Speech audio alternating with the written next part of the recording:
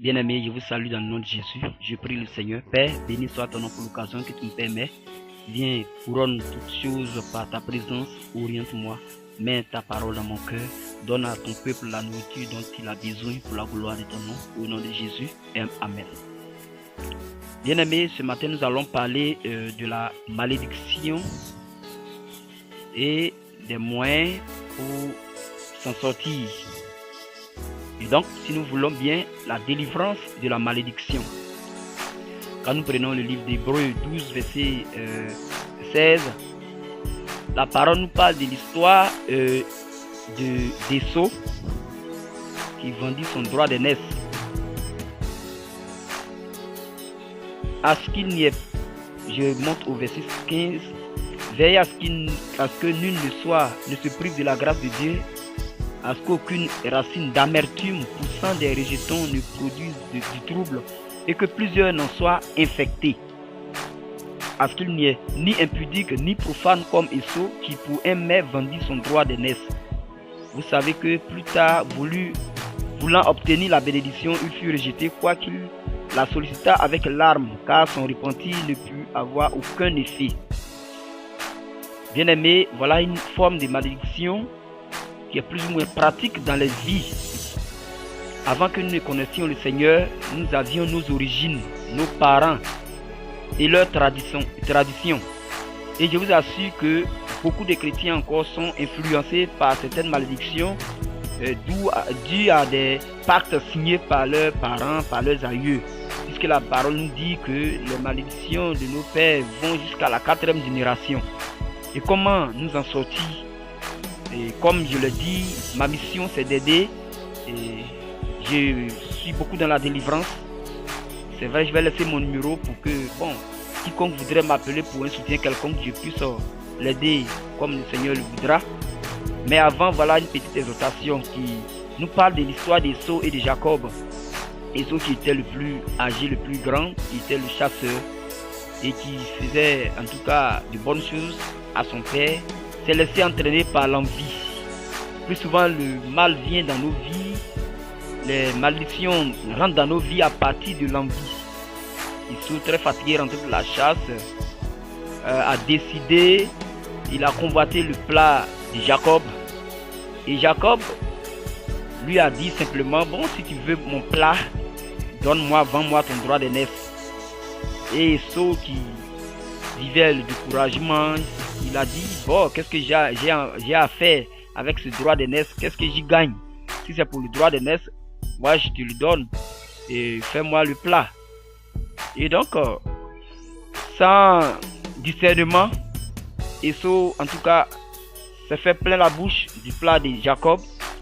Et depuis lors, sur la base de sa parole, il a vendu son droit d'aînesse. Mais une chose qu'il a manqué de savoir, et cela a été une leçon pour l'humanité tout entière, c'est que la parole est vivante et puissante. Et son origine ne se limite pas sur nos lèvres, sinon ne vient pas de nos lèvres. Non seulement la parole sort du cœur, mais elle traverse toute une onde spirituelle. C'est pour dire, Dieu lui-même l'a dit, il dit, tout ce que vous lirez sur la terre sera lié dans le ciel, tout ce que vous délirez sur la terre sera délié. Et donc, il ne savait pas que c'était une parole, en tout cas dangereuse, qu'il avait prononcée. Et il a même prêté ses mains, il a dit, jure-le-moi. Il a prêté ses mains en disant, je reconnais, je te le vends, mon droit d'aînesse et tout ça. Ça a paru insensé, mais ça n'a pas manqué d'efficacité. Et comment les choses vont se passer?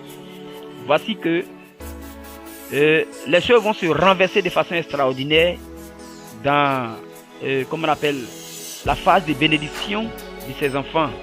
Quand Isaïe devait bénir ses enfants, les choses vont connaître un renversement. Parce que spirituellement, il fallait que maintenant les choses se rétablissent. Il fallait une réorganisation dans, comment on appelle, la famille d'Isaïe.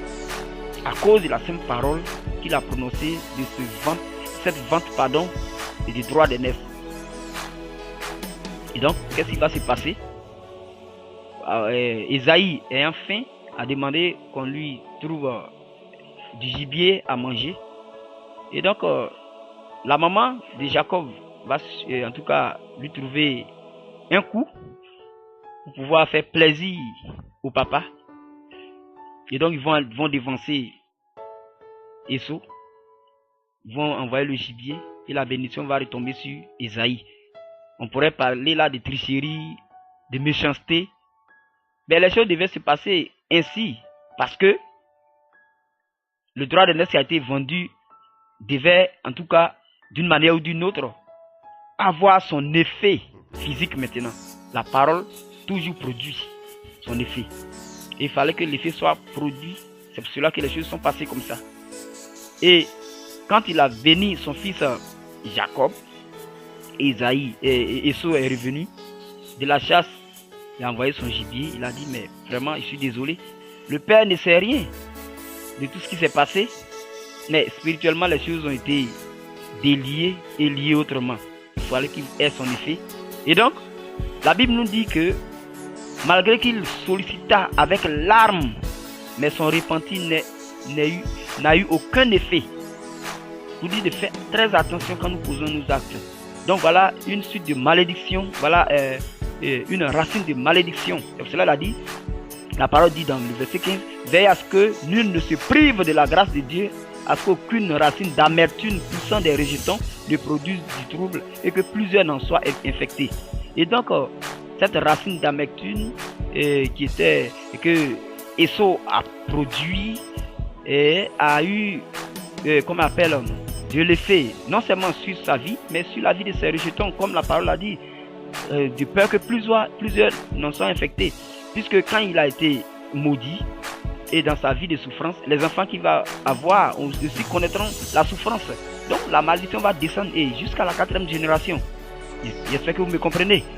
Et donc, c'est ainsi, et c'est parti de quoi? De l'envie. Donc l'envie, c'est quelque part l'origine, est une origine aussi de nos malédictions. Plusieurs de nos malédictions partent de l'envie, de la convoitise. De la convoitise d'Esau a vraiment détruit sa vie. La convoitise d'Esau a fait descendre sur sa vie une malédiction regrettable et qui est allée jusqu'à infecter ses rejetons. Je relis pour que vous me compreniez mieux. Veillez à ce que nul ne se prive de la grâce de Dieu, à ce qu'aucune racine d'amertume poussant des rejetons ne produise du trouble et que plusieurs n'en soient infectés.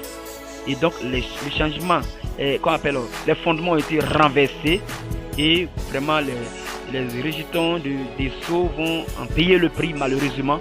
Eux qui n'ont pas convoité de plat et qui n'ont pas mangé de plat, parce que Esau pensait que cette parole était vaine alors qu'elle devait forcément avoir son accomplissement. La parole de Dieu est vivante et puissante. Elle réalise, puisque la Bible dit que tout ce qui a été créé sur la base de la parole. Et donc on ne joue pas avec la parole de Dieu. Et voilà. Et c'est comme ça que plusieurs personnes vont signer des pactes dans le secret. Vont signer des pactes sur la base de la parole. Souvent des incisions. Souvent par des sacrifices. Et le plus souvent que tu fasses une incision, que tu fasses un sacrifice, c'est toujours la parole qui couronne tout. Tu ne vas pas faire des gestes et puis c'est fini. Non, non. La parole vient couronner tout. Parce que sans la parole, le pacte n'a presque pas de valeur. Et donc, c'est par la parole que tu confesses que tout est, en tout cas, prend racine. Et aujourd'hui, nous voyons beaucoup de personnes sous l'emprise de la malédiction à partir de certaines paroles prononcées, à partir de certaines paroles dites dans l'ignorance.